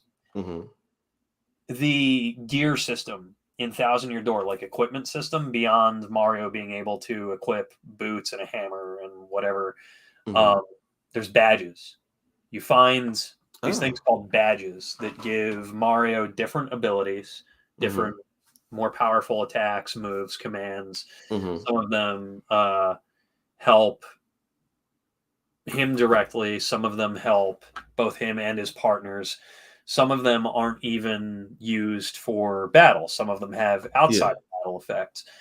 As you level up, you gain more badge points. You're able to equip more badges. Different badges cost different amounts of badge points, depending on their effects, depending on how powerful they are. Some badges cost 0 points. Some of the 0 point badges are stuff that's purely cosmetic. And in this remake, similar to how they did with the soundtrack for Mario RPG, they've done a modern rearrangement of the music in Thousand Year Door. Okay. And there's even now like individual music for battles in different areas where previously there wasn't. They've expanded the soundtrack. If you would prefer to play the game with the original soundtrack, there's a badge that you find really early on in this remake that you equip it on the Mario, and it gives you the original game soundtrack re-implemented.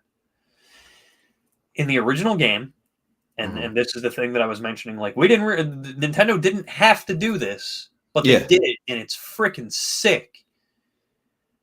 You find the badge. At one point, it's this green badge with an L on it. Costs 0 points, and if you equip it on Mario, it turns his outfit green. It gives him Luigi's clothes. Oh.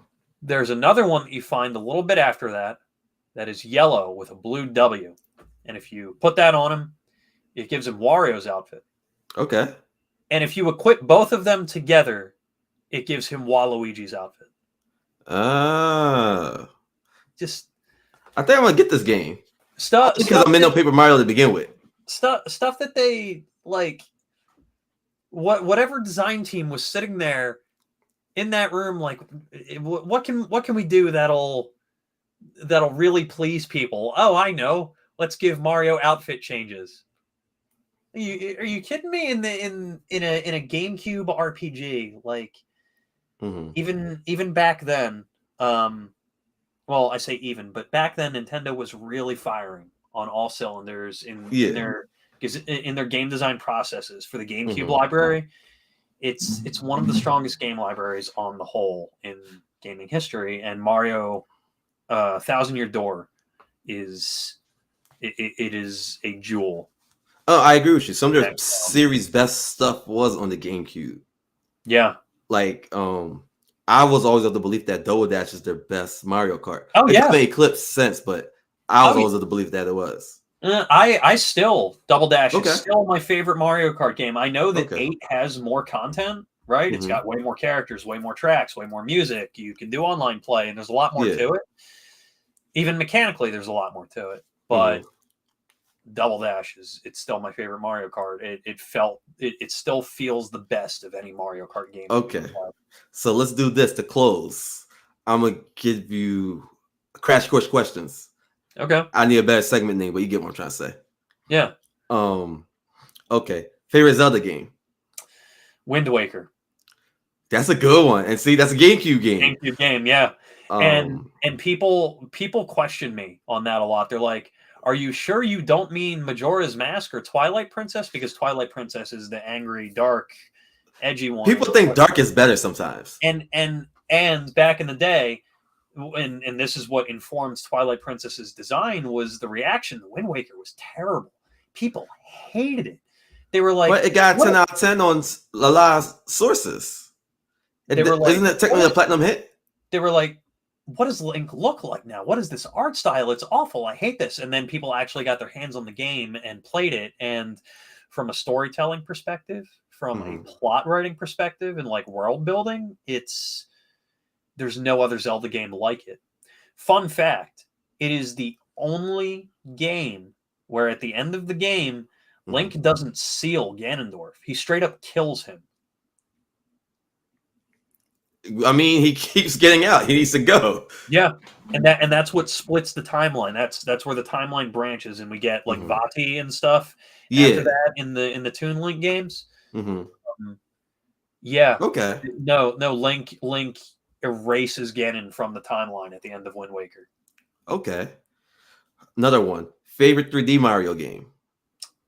64, and Odyssey is a close second. Okay. I will fight between Odyssey and 64. I love Sunshine. Don't get me wrong. I love Sunshine. Too short for me.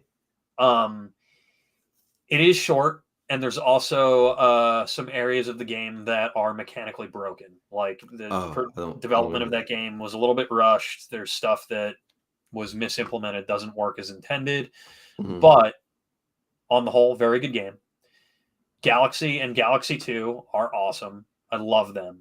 But I'm into Galaxies. Both Galaxies.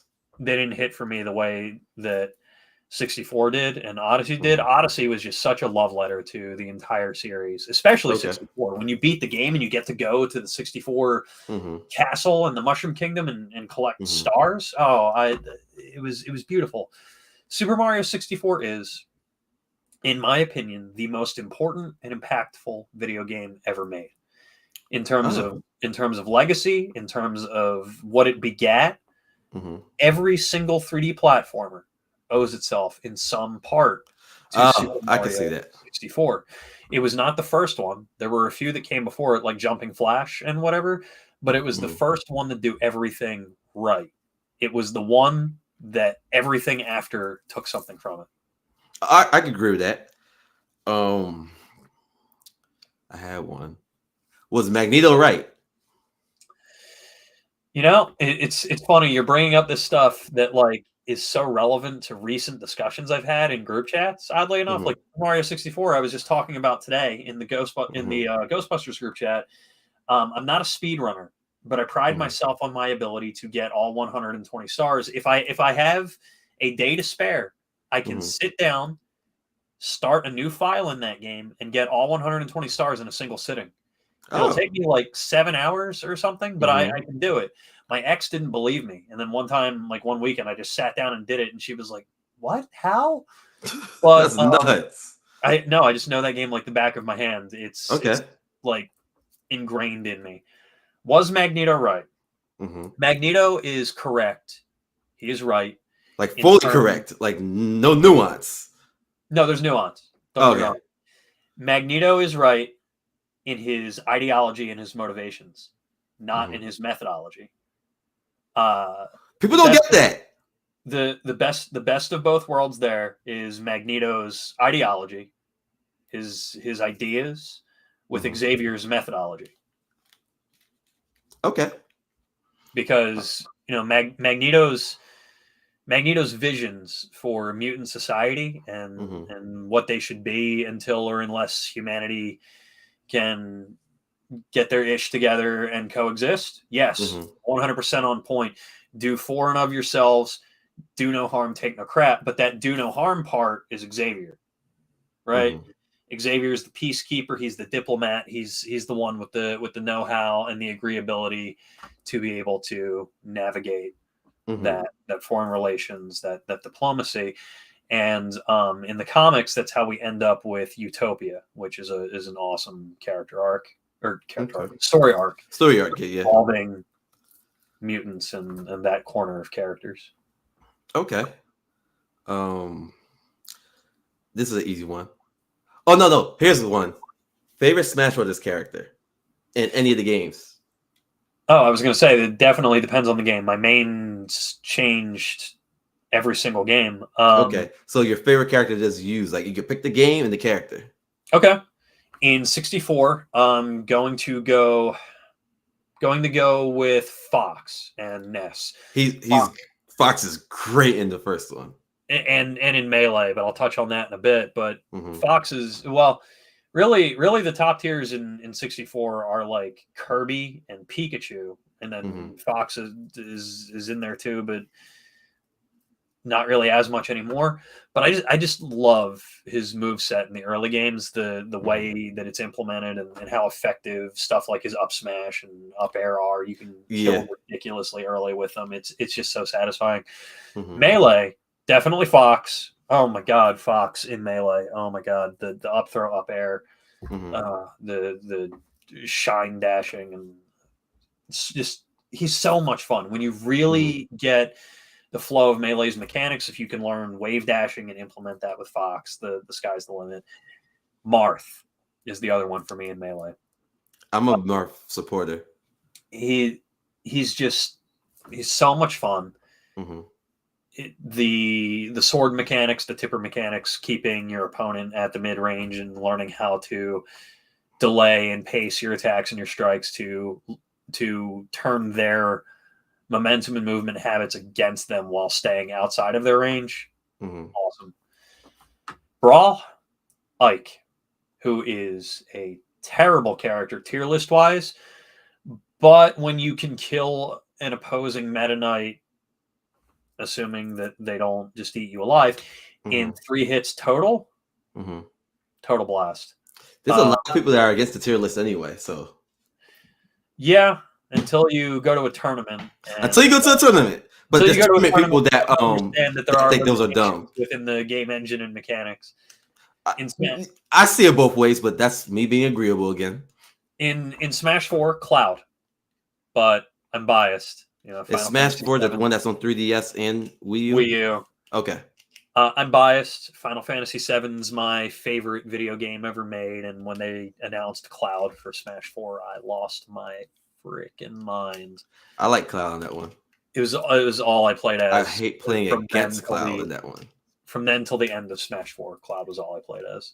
Okay. And then in Ultimate, so many characters. I don't know if you recall this about me or not, but for a time I was a high school esports coach. I think I remember mentioned that. that last time. Yeah. So I was paid to teach kids how to play Smash Brothers competitively and respectfully, Mm-hmm. and the game that was in cycle when I was doing that was Smash Ultimate. I have a Ultimate's an old ton. game now, huh? Yeah.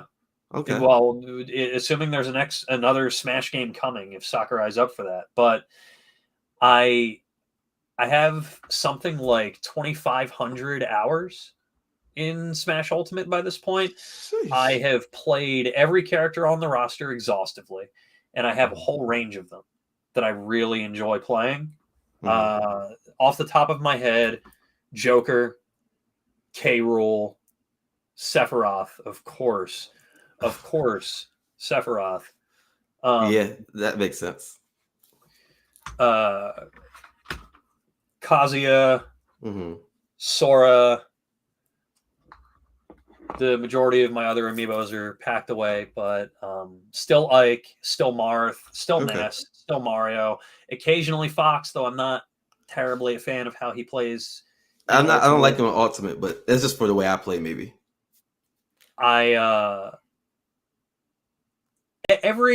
Well, Little Mac, love Little Mac in Ultimate. Jigglypuff, Bowser in Ultimate. Oof, Bowser is nuts in Ultimate. Yeah, I've experienced Mario. Bowser. I hate Bowser users online. Almost every character in Ultimate has something to offer me in the Mm-hmm. way of enjoyment that I find in their moveset and the way that they play. And I say almost. There's exceptions. Yeah, I I mean, it's a don't huge really roster. I don't really like playing as Villager or Isabelle. They don't jive with me very well. I can't get the Castlevania people down. That you have to play the game totally differently with them. You can't Okay. play Simon and Richter like you would really any other characters in the game. It's Mm-hmm. all about zoning and space control with them. Okay. I can play Wii Fit Trainer, but I'm not a huge fan Mm-hmm. of that moveset either. And Rosalina and Luma don't really jive with me either. But aside from those, Mm-hmm. really any character on Ultimate's roster, I can select and Mm-hmm. have a good time. Oh no, I'm sorry, Lucario. I detest Lucario. I love Lucario. That's the funny part. His I can his see how someone would hate him, but I like his him. within Ultimate's game engine, which is really Mm-hmm. fast paced and offense focused. Mm-hmm. Lucario's I get stronger the more I get hurt mechanic works against him because Lucario's lightweight. So when Lucario gets into kill percentage against a character like let's go with a top tier like Joker, like Pikachu, like Palutena, Sora, Sephiroth, God forbid Mithra. By the time Lucario's at kill percentage, the damage that Lucario is dealing in turn cannot keep up with the damage output by the stronger characters on the roster, and he just gets outpaced every time. Okay. That's fair. Another question. What are you working on creatively? Like, I didn't even realize he was in the band. So that's still a little bit on the DL, but yeah. I'm sorry. No, you're fine. I wasn't saying as though you shouldn't have mentioned. I'm saying like I don't have anything to plug yet. I can't say, oh, go here to listen to our music. It's still Okay. So, forthcoming. well, tell me this. What genre is it? Horror punk rockabilly. Okay. So along the lines of I'll say along the lines of the Misfits, of Calabrese, of even stuff like Rob Zombie, but with a rockabilly flair, more in the vein of I like that you're naming people I roll. know. It makes me feel good. So I'm rhythm guitar and backup vocals, and Okay. actually we're getting together this Saturday for a band session, and as soon as we have something to share, I'm gonna be putting it out there all over social media. Good. Okay. Let me know about that. And for the people who join later, what's your next cosplay again? My next cosplay is technically a secret because it was a silhouette in the cosplay fans post that I threw up. Okay, then what's your next event on social media? Well, there you go. At Too Many Games on Saturday, June 29th, I will be debuting my next cosplay. It is a video game cosplay, and at some point in the stream today, I did say the name of the character. Oh, snap! And I totally forgot. Well, I will. I'll send you the image again later because you were definitely in the circle of people that I sent the thing out to. Like, look, I tried the stuff on. This is the early version. Okay. All right. Well, I think we could end there because, sheesh, we went on for 2 hours. We did, and it feels like no time has passed at all. And like I said last time as well, whenever you want me, more than happy to be here. Okay. Well, my schedule remains the same, so let's make it happen more often. Sounds good, dude. I love talking about any and all of this kind of stuff. And next time we gotta do the Tarantino stuff because it's an X-Men. X-Men and Mario, yeah. No, please don't make me talk about my favorite director. Anything but that. Yeah, to be honest, I don't even think I was prepped enough to talk about him because I didn't. I haven't watched anything of his in a while, so I'll watch something and I'll let you know. Sounds good. So when we get into that, I will lead off with one of my favorite stories that involves both him, my favorite director, and Christopher Walken, my favorite actor. Oh, you do talk about him a lot. Okay, and then if you have time, because we're all busy adults now, do Once Upon a Time in Hollywood. Yeah, so I've got sewing projects, right? I'm working on this new cosplay, and I'm transferring patches from old battle jackets that don't really fit me properly anymore onto new ones that do. So I've got time on my hands, and while I'm sewing, I've got stuff on in the background, which is how I got through X-Men 97. It's how I caught up on Fallout, which is amazing and is the show you should be watching instead of X-Men 97 in my opinion. Why are you using an or when we need an and? Fallout was 10 out of 10, no notes. Really? It's so good. I'll be watching it tonight, actually. I'm starting it tonight. It's so good. Okay. I'm very late to all the Fallout games because I never had Xbox. You don't need to play any of the games for this. And awesome. that was part of what got the show greenlit. Todd Howard said to the production team, you can't intersect with the games at all. You can make references, but you can't touch the plot of the games, and they didn't, and it's its own thing. So it's just within the similar world, basically. It's within the same universe, but it's so on point for the context of everything that it feels like it could be a plot for one of the games. Awesome. Yeah, it's phenomenally well done. I had no complaints whatsoever. It's how I caught up on all the MCU stuff I've been missing. I finally saw Secret Invasion. I finally saw the rest of What If. And was Secret Invasion bland to you? It's nowhere near as bad as people were saying, I don't think. Okay. It has flaws to me, but I liked it. No, it definitely had flaws, but there was stuff to like about it. I feel that the final 2 episodes were like the strong ones, and the rest was sort of meandering. And What If? Quickly. Good, bad, okay? It was okay. I liked it. The sticking point for me is the 1602 episode. That's one of my favorite stories ever written. I'm particular about it because it's a Neil Gaiman story. He's my 3rd favorite author ever. It's an incredible comic book storyline, and I get that they were working with what they had in the constraints of the MCU, and it was nice that they were able to keep a few of the plot threads from the original story intact, but it was nowhere near as good in my opinion. I can't recommend the original story enough, and you can go and get it on Amazon whenever. It's free. It's widely available, not expensive. Legitimately one of the greatest comic book storylines ever, in my opinion. Okay.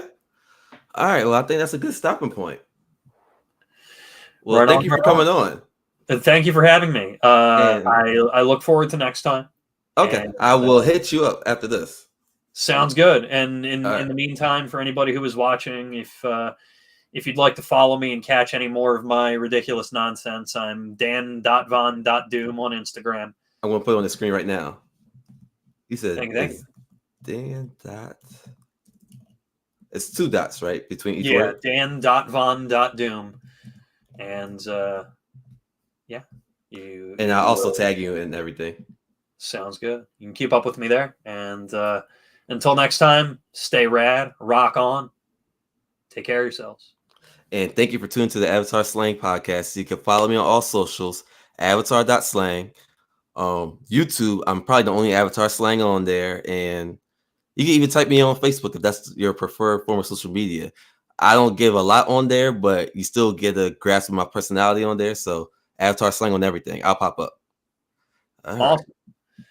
Well, have a good night, my friend. I will talk to you imminently. All right. See you later. Thank you. Thank you.